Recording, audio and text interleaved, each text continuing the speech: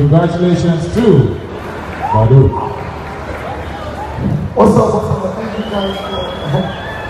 It's been a great year for me. Thank you guys for this award. Also want to talk about, us coming together as Nigerians, one, Igbo, Yoruba, Hausa, just coming together, because trust me, together we can make it better. And we can go further in this music. I also want to say, for this industry, I don't fight anybody. One love, thank you guys, man.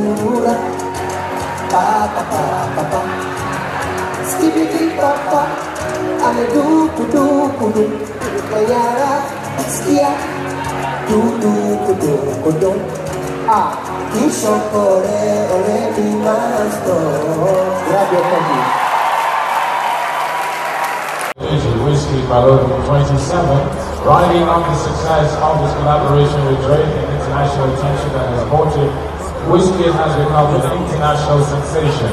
With his 2017 album under RCA Records, Sounds from the Other Side was well received by the international music critics and charted favorably across the world. Building on that success, he was recently nominated for Best International and Best African Act of the 2017 Europe Music Awards and returned to Nigeria in November to receive an award for the Best Male Artist at the African White Africa Awards. Adored by his Nigerian fans and steadily gaining ground internationally, Wizkid proves that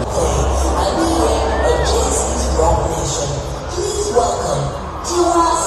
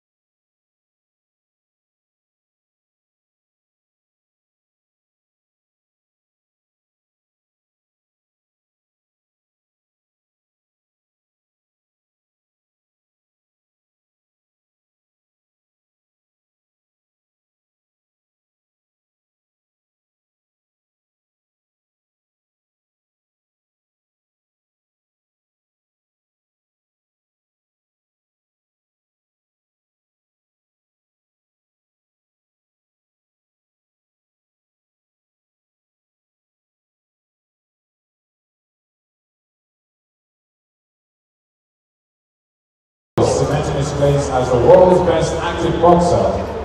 Congratulations once again to Anthony Joshua. Thank you very much. If you're wondering why I'm here, my name is Dr.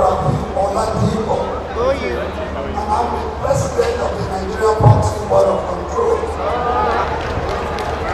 Also, the President General, Supporters Club Worldwide. Anthony Oluwafemi.